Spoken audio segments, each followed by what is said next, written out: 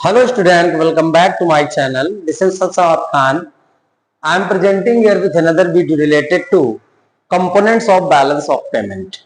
There are two components of balance of payment, current account and capital account. आज हम लोग जो discuss करेंगे वो टॉपिक है हमारा components of current account.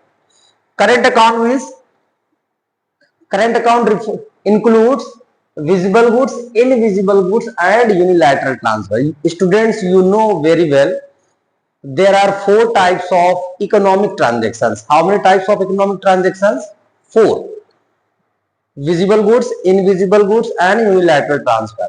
But under current account only three transactions will be considered. These are also known as components of current account.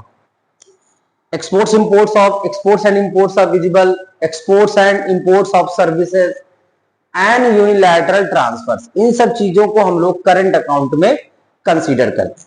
सबसे पहले बात करेंगे करंट अकाउंट का स्ट्रक्चर कैसा होगा. तो 4 कॉलम्स लेने आपको. पहले में कंपोनेंट्स लिखने यही तीनों. सेकंड में क्रेडिट आइटम यानी इनफ्लो, जितना पैसा आएगा वो क्रेडिट में लिखा जाएगा. डेबिट साइड का मतलब आउटफ्लो जब कैश होगा तो यहां लिखेंगे. और नेट क्रेडिट यानी नेट बैलेंस जो आएगा वो लास्ट कॉलम पे आएगा. तो क्रेडिट में क्या रिकॉर्ड करेंगे हम लोग? Inflow of cash, inflow of foreign reserve. जितना भी इनफ्लो होगा वो क्रेडिट में आएगा, जितना भी आउटफ्लो होगा वो डेबिट में जाएगा. तो फर्स्ट कंपोनेंट है आपका विजिबल गुड्स. विजिबल गुड्स का इनफ्लो कब होगा? जब हम लोग एक्सपोर्ट कर देंगे. एक्सपोर्ट ऑफ गुड्स होगा तो इनफ्लो होगा. अगर गुड्स को हम लोग इंपोर्ट कर लेंगे तो आउटफ्लो होगा. इसको क्या बोलेंगे? आउटफ्लो हो रहा है. इसको हम लोग और भी नाम से जान सकते हैं, आउटफ्लो. डेबिट को आउटफ्लो और इसको इनफ्लो. ठीक है. पैसा कब आएगा? जब हम लोग एक्सपोर्ट्स कर देंगे गुड्स तो पैसा आएगा. इंपोर्ट्स करेंगे तो पैसा जाएगा, आउटफ्लो होगा. और नेट एक्सपोर्ट्स यानी कि exports minus import, it's also known as balance of trade. Because balance of trade is the difference between exports of goods and imports of goods. तो बैलेंस ऑफ ट्रेड भी हो गया. तो ये पहला कंपोनेंट बैलेंस ऑफ ट्रेड को indicate करता है.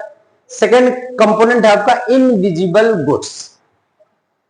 इनविजिबल गुड्स का मतलब यहाँ पर होता है सर्विसेज होती हैं. एक्सपोर्ट्स कर देंगे हम लोग रेस्ट ऑफ द वर्ल्ड को तो क्या होगा? इनफ्लो होगा, पैसा आएगा, क्रेडिट साइड रिकॉर्ड करेंगे. अगर इंपोर्ट्स करेंगे services, imports of services such as, मान लीजिए किसी कंट्री से हमने सीए को हायर कर लिया, डॉक्टर को हायर कर लिया, इंजीनियर हायर कर लिया. ये सर्विसेज हायर कर रहा है, इसके बदले में पैसा जाएगा हमारे पास से, तो नेट एक्सपोर्ट्स ऑफ सर्विसेज कहेंगे. तो सेकंड कंपोनेंट क्या था? Invisible goods. Exports of services में इनफ्लो होगा, क्रेडिट में रिकॉर्ड करेंगे. इंपोर्ट्स ऑफ सर्विसेज करेंगे तो आउटफ्लो होगा, उसको डेबिट में रिकॉर्ड करेंगे. अब आगे बैलेंस है. थर्ड में यूनिलैटरल ट्रांसफर. ट्रांसफर रिसिप्ट, किसी अदर कंट्री ने स्पेशल रेमिटेंसेस हमारी कंट्री को दिया, कोई स्पेशल हेल्प प्रोवाइड की है. Unilateral transfer one way transactions होता है. जब कोई कंट्री में कोई प्रॉब्लम्स होती तो अदर कंट्री दूसरी कंट्री की हेल्प करती है. तो ट्रांसफर रिसीव, किसी कंट्री से हमको स्पेशल हेल्प मिली, वो पैसा इनफ्लो होगा तो क्रेडिट में रिकॉर्ड करेंगे.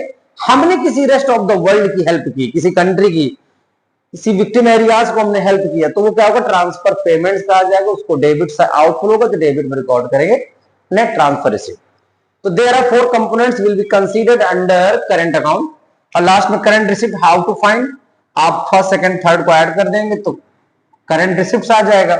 Current payment first second third को ऐड कर देंगे, करंट पेमेंट. लास्ट में क्या हो जाएगा? करंट अकाउंट बैलेंस हो जाएगा. एग्जाम में 100% एग्जाम में क्वेश्चन आता है आपको 4 मार्क्स का कि show the structure of component, structure और कंपोनेंट ऑफ करंट अकाउंट. तो एग्जाम में अगर आता तो कभी कभी इमेजिनरी बनाना होता है, तब अपने हिसाब से वैल्यू रख करके कितना का एक्सपोर्ट ऑफ गुड्स किया, इतना imports of good. Suppose that आपने 1 लाख का एक्सपोर्ट्स ऑफ गुड्स किया और आपने 80,000 का इंपोर्ट किया, तो माइनस करा के बैलेंस कितना आ जाएगा? 20,000. इस तरीके से इमेजिनरी वैल्यू रख करके भी कर सकते हैं. इसी तरह सारी वैल्यू मेंशन करके लास्ट में हम लोग करंट अकाउंट बैलेंस को फाइंड कर लेते हैं. तो ये एग्जाम में आने वाला क्वेश्चन है. नेक्स्ट वीडियो में आगे और बात करेंगे कैपिटल अकाउंट कैसे बनता है. Thank you.